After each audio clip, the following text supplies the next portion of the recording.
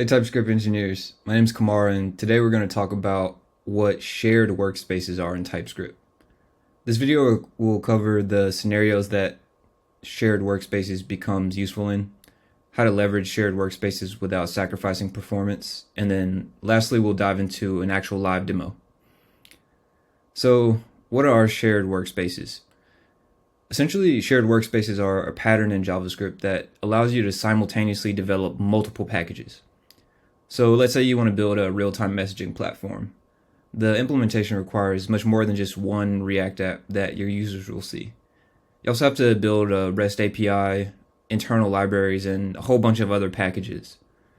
So shared workspaces help you define all of these complex dependency relationships.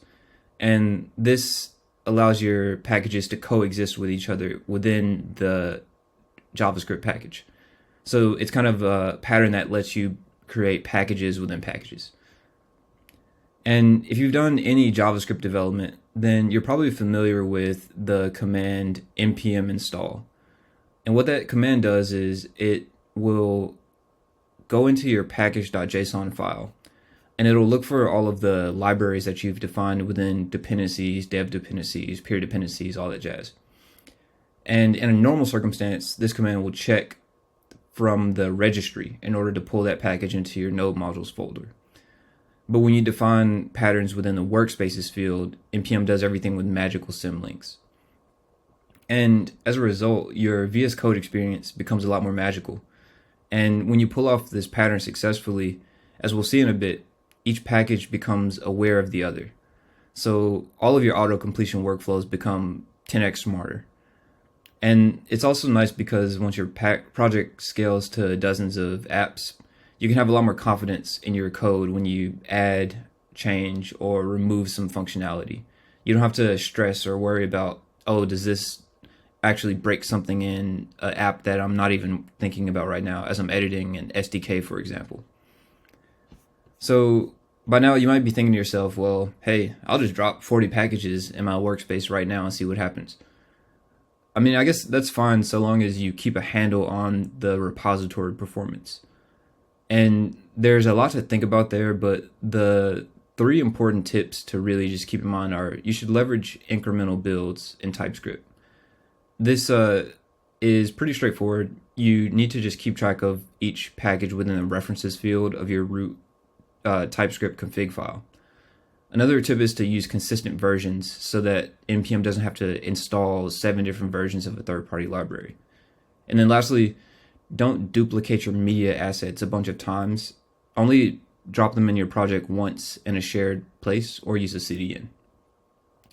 All right, so enough talk. Let's actually dive into a live demo and see what this looks like in a code base. So right now, Symmetric has an example of this in a real world use case. So we have 9 packages that you're seeing here right now within a TypeScript monorepo. And this is actually using the shared workspace pattern. So as you can see right now, I'm running this command tsc -- watch, which basically tells the TypeScript compiler to run in watch mode. Every time I make a change to the project, TypeScript will recompile all of the TypeScript code to JavaScript. And let's talk about all the lessons we just learned within this context. So as you can see within the root package.json file, we have a workspaces field. And it has 4 glob patterns in it. One for the commander CLI, one for the REST APIs, one for the web apps, and then lastly one for the packages. And what this array tells the workspace is that all of these workspace packages are aware of one another, and these should each work within a shared workspace. So that means that this root node modules folder is going to be leveraged by each of these packages. So as you can see, we've got some libraries like Firebase, we've got Google Cloud, we've got a whole bunch of things. We've got Radix for the web apps. And this is within the context of a monorepo, keep in mind. So there's no actual JavaScript code that's running at the root. Each of the workspace packages defines the actual logic. However, we only had to install a lot of these packages once. And that's all because of this workspaces definition in the root package.json. And this is nice because it actually accepts glob patterns. You can run into some hiccups if you try to use glob patterns in your references folder. I've always found it safer to just define the full absolute path to the workspace package within your tsconfig file. Okay, cool. So now let's take a look at the symlinks. So now that we've defined these glob patterns in our workspace folder, when we run npm install, we're going to get a nice magical symlink pattern. So typically, let's take an example of the package.json file within this blog web app, Next.js web app.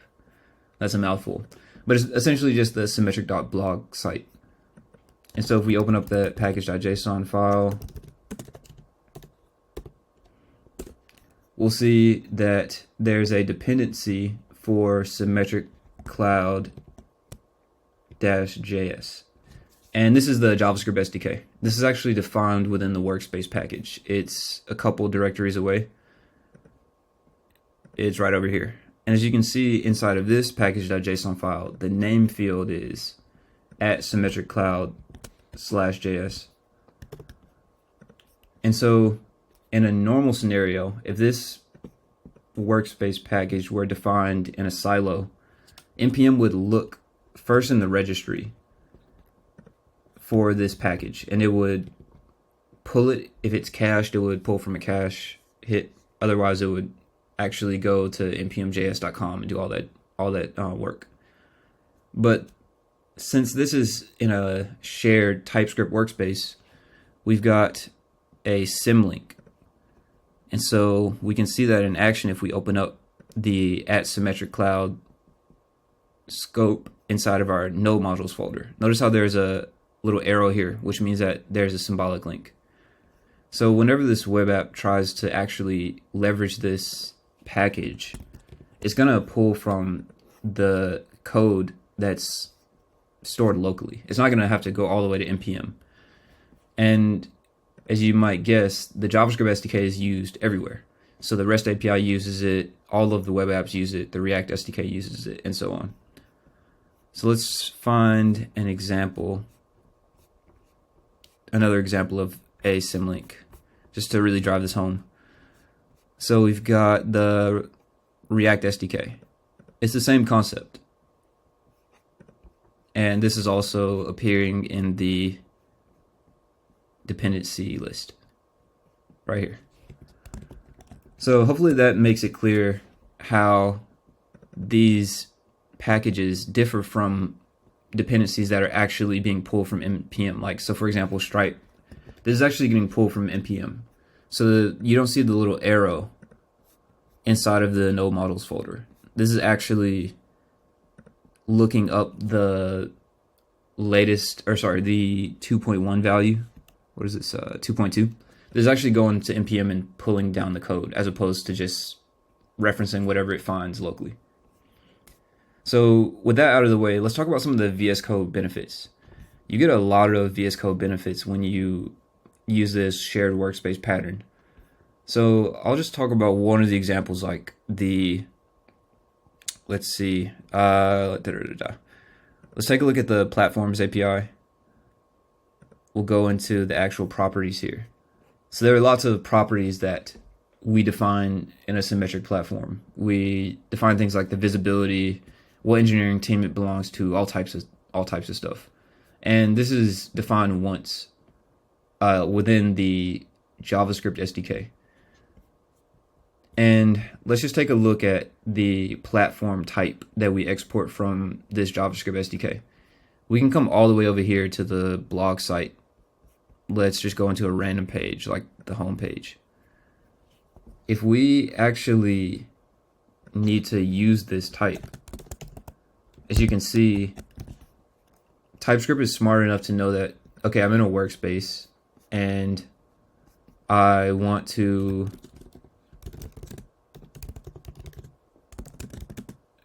actually read in some data from the platform properties file. This is really nice because we get some IntelliSense. It's going to check for the properties, IDE 1. This is just an example. I won't do the full platform. But if we then come in here and add a field, let's just say we add a field called random, and it's a string, we can immediately see the result. And if we have incorrect type, like let's say we try to make this a Boolean like false, we'll get an error. And it's auto magic.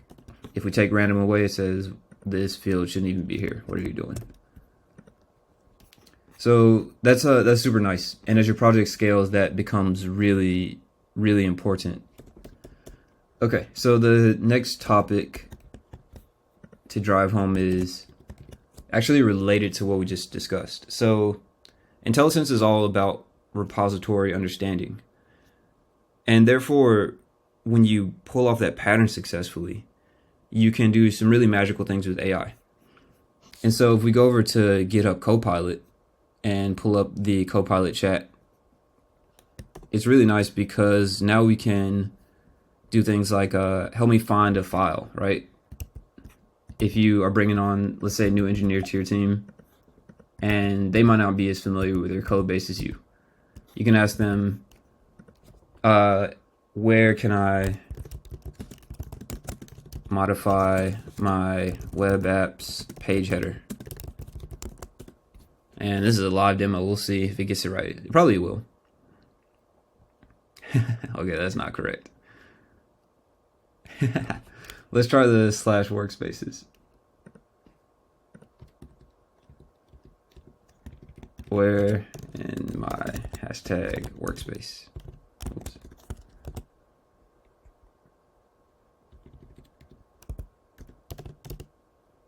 Well, I'll just say which. Oops.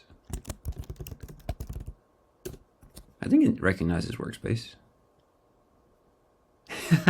Okay, well, this is not good. Well, you get the point. Come on, Copilot. Let's well, in any case, hey, live demos, sometimes they work, sometimes they don't. But when you actually do autocomplete, though, it does work very nicely. So if you go over to let's see, I'll take an example. Like, I actually know where this is. It's just the page header file. We can tell it. Let's see. We can tell it this file location.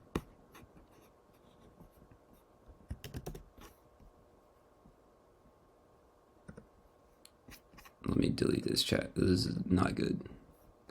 Let's see. I should make a new one. So let's say, how about we tell Copilot where in my code base is page header used?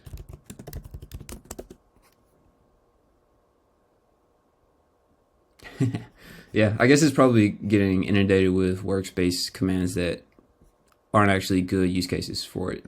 But let's say make a variation of page header defined in this file,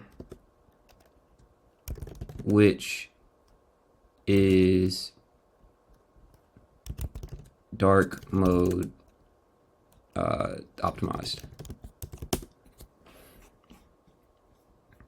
And it'll be able to use all of this information from all of our other packages in the entire workspace. Okay, cool. So then the last thing that, while this is doing its thing, the last thing we should talk about is ESLint, because that's really important as your project scales. When you have, 40 packages within a monorepo, it'd be a nightmare to have to manually keep track of where things are used. So we saw that a little bit in this example where we added a random field to platform. But this comes up a lot, actually. And one very, very important example is when you build forms and you're working with your REST API. So I'll go to the login page. Notice how the login page right here is going to capture the username and password, and it's going to pass that to our backend. So we have one type that is in charge of keeping track of the expected values.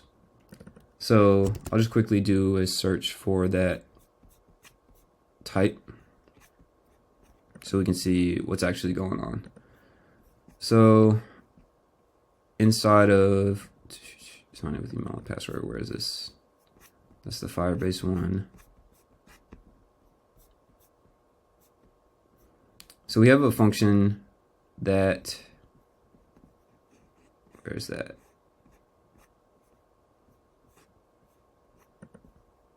A better example is register, actually. So the register function, it's gonna ask you for several values. So this function, register new engineer, let's go to the actual implementation of it. This type is defined once, and then we use it in lots of places. We use it in the server, and we use it in the web apps. So the expected values are an email and invitation token, which is optional, a password, whether this is happening within the context of signing up, and then lastly, the username. And so if we look at, this is the web app implementation of this. The same type is used in the REST API. So this is the express destructuring of all of these fields using the rec.body. And if let's say we add a new field here. Let's say we want to keep track of, I don't know, the theme. We want to know, was this dark mode or light mode? I don't know why we might need to know that. Who knows? It could be useful. Maybe the analytics team wants some more data. Who knows? What's going to happen is ESLint is going to be really upset if it doesn't see this new field all across the code base. And that's really handy because I'm going to quickly restart ESLint and restart TypeScript. Oops. Well, actually, this is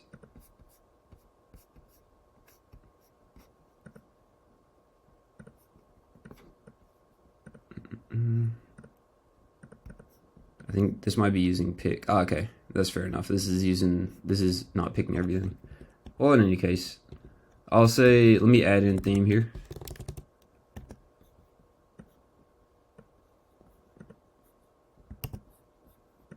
And then right now, the register function is going to expect a theme value. Let's just say, for now, we'll just say dark mode. And then you can actually pull in the data, you can pull in the value that you just added here. It's going to recognize theme as dark mode or light mode. Cool. So it looks like, is there another? Yeah. Okay, cool. So these are just some examples. A really good way to get a better handle on this is to just play around with it a bit. Anytime you build a platform on Symmetric, you'll automatically have a functional shared workspace. And if you compare that with different multi-repo patterns that you've used in the past, there's some major benefits. And when you get the performance right, it offsets a lot of the drawbacks. So just to recap, if you really want to make sure that you get all this right, the first place to look is in the Workspaces folder. The Workspaces field within your package.json. That's really the start of all the magic, because this is what's going to tell npm to set up your symlinks. And that is the driving force of a lot of this logic. And then lastly, in your TypeScript config file, make sure you set all the references, because then you'll get the magic of both JavaScript, which doesn't require any sort of TypeScript, and that is really just looking at the Workspaces field, and then TypeScript, which is built on the references property. So that's it for this video. If you have any questions or want to see some other examples, then just ping us. And thanks for watching, everybody.